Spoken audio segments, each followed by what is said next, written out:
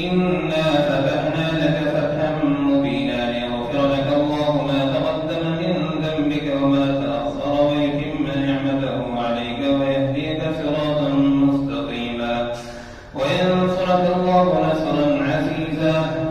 هو الذي أنزل السكينة في قلوب المؤمنين ليزدادوا إيمانا مع إيمانهم ولله جنود السماوات والأرض وكان الله عليما حكيما ليدخل المؤمنين والمؤمنات جنات تجري من تحتها الأنهار خالدين فيها ويكفر عنهم سيئاتهم وكان ذلك عند الله فوزا عظيما ويعذب المنافقين والمنافقات والمشركين والمشركات الظانين بالله ظن السوء عليهم دائرة السوء وغضب الله عليهم ولعنهم وأعد لهم جهنم وساءت مصيرا ولله جنود السماوات والأرض وكان الله عزيزا حكيما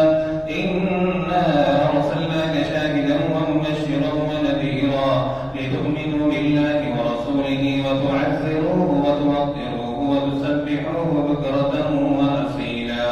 إن الذين يبايعونك إنما يبايعون الله يد الله فوق أيديهم فمن نكث فإنما ينكث على نفسه ومن أوفى بما عاهد عليه الله فسيؤتيه أجرا عظيما سيقول لك المخلفون من الأعراب شغلتنا أموالنا وأهلنا فاستغفر لنا يقولون بألسنتهم ما ليس في قلوبهم والله أعلم ما ليس في قلوبهم قل فمن يملك لكم من الله شيئا إن أراد بكم ضرا أو أراد بكم نفعا بل كان الله بما تعملون خبيرا بل ظننتم أن لن ينقلب الرسول والمؤمنون إلى أهليهم أبدا وزين ذلك في قلوبكم وظننتم ظن السوء وكنتم قوما بورا ومن لم يؤمن بالله ورسوله فإنا أعتدنا للكافرين سعيرا ولله ملك السماوات والأرض يغفر لمن يشاء ويعذب من يشاء وكان الله غفورا رحيما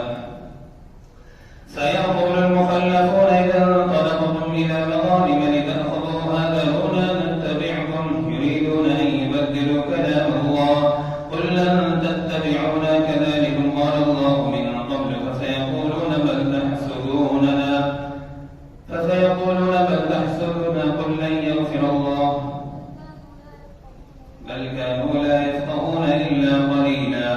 قل للمخلفين من الأعراب ستدعون إلى قوم أولي بأس شديد تقاتلونهم أو يسلمون فإن تطيعوا يؤتكم الله أجرا حسنا وإن تتولوا كما توليتم من قبل يعذبكم عذابا أليما ليس على الأعمى حرج ولا على الأعرج حرج ولا على المريض حرج ومن يطع الله ورسوله يدخله جنات تجري من تحتها الأنهار ومن يتولى يعذبه عذابا أليما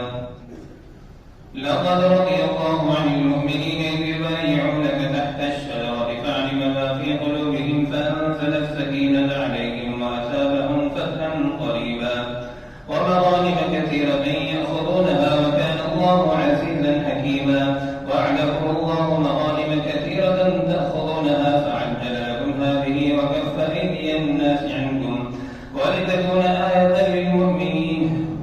ويهديكم صراطا مستقيما وأخرى لم تقدروا عليها قد أحاط الله بها وكان الله على كل شيء قديرا ولو قاتلكم الذين كفروا لولوا الأدبار ثم لا يجدون وليا ولا نصيرا سنة الله التي قد خلت من قبل ولن تجد لسنة الله تبديلا وهو الذي كف أيديهم عنكم وأيديكم عنهم ببطن مكة من بعد أن أظفركم عليهم وكان الله بما تعملون بصيرا هم الذين كفروا وصدوكم عن المسجد الحرام والهدي معكوفا أن يبلغ محله ولولا رجال مؤمنون ونساء مؤمنات لم تعلموهم أن تطؤوهم فتصيبكم منهم معرة بغير علم ليدخل الله في رحمته من يشاء لو تزيلوا لعذبنا الذين كفروا منهم عذابا أليما إذ جعل الذين كفروا